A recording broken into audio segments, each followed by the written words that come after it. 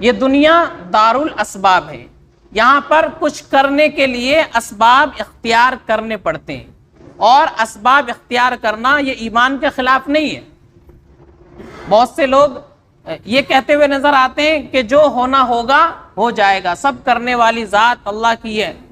یقیناً سب کچھ اللہ کے حکم سے ہوتا ہے، اللہ کے حکم کے بغیر ایک پتا بھی درخت سے نیچے نہیں گر سکتا، اللہ کے حکم کے بغیر کچھ نہیں ہوتا، لیکن اللہ نے انسان کو اسباب اختیار کرنے کی تعلیم دی ہے کہ تم اپنا کام کرو، اسباب اختیار کرو، باقی اس اسباب کا نتیجہ کیا ہوگا وہ اللہ کی قدرت ہے۔ ہمارا کام ہے اسباب اختیار کرنا۔ اللہ کے نبی صلی اللہ علیہ وسلم نے ہر موقع پر جہاں جب ضرورت پڑی آپ نے اسباب اختیار فرمائے ہیں۔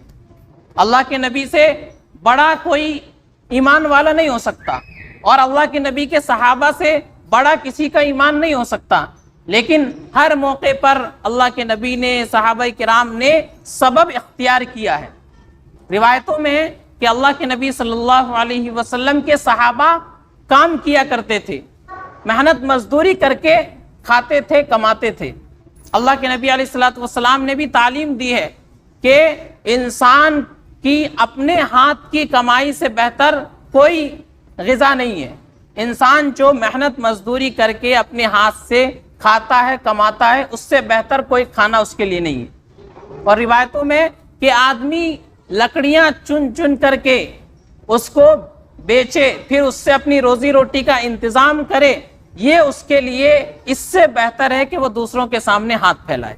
تو اللہ کے نبی علیہ الصلوۃ والسلام نے ہر موقع پر سبب اختیار کرنے کی تعلیم دی۔ صحابہ کرام اسباب اختیار فرمایا کرتے تھے۔ اللہ کے نبی کے پاس ایک آدمی آیا، کہا یا رسول اللہ میں اپنی اونٹنی کو باندھ کر اللہ پر توکل کروں یا بس یوں ہی کھلا چھوڑ دوں؟ اللہ کے نبی نے فرمایا نہیں، پہلے اس اونٹنی کو باندھو، پھر اللہ پر بھروسہ کرو کہ تمہاری اونٹنی سلامت رہے گی۔ یہ نہیں کہ ہم ہاتھ پر ہاتھ دھرے بیٹھے رہے اور جو ہونا ہوگا ہو جائے گا۔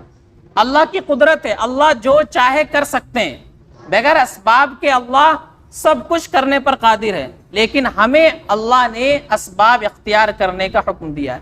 اب کوئی آدمی یہ کہنے لگے اللہ نے ہر آدمی کا رزق متعین کر دیا ہے، جب تک اس کا رزق پورا نہیں ہوگا وہ دنیا سے جائے گا نہیں، مرے گا نہیں، اب ہم ہاتھ پر ہاتھ دھرے بیٹھے رہیں کہ اللہ نے ہماری قسمت میں جو روزی لکھی ہوگی وہ مل جائے گی، تو یہ آدمی بے وقوف ہے۔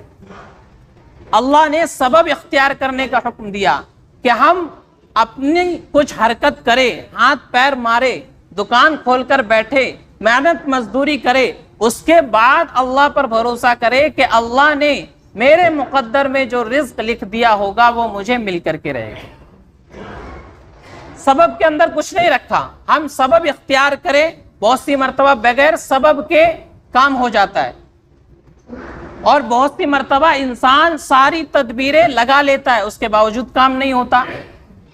تو یہ سب کرنے والی ذات اللہ کی ہے، لیکن ہمارا کام ہے سبب اختیار کرنا۔ ہم اپنا کام کریں، اللہ اپنا کام کرے گا۔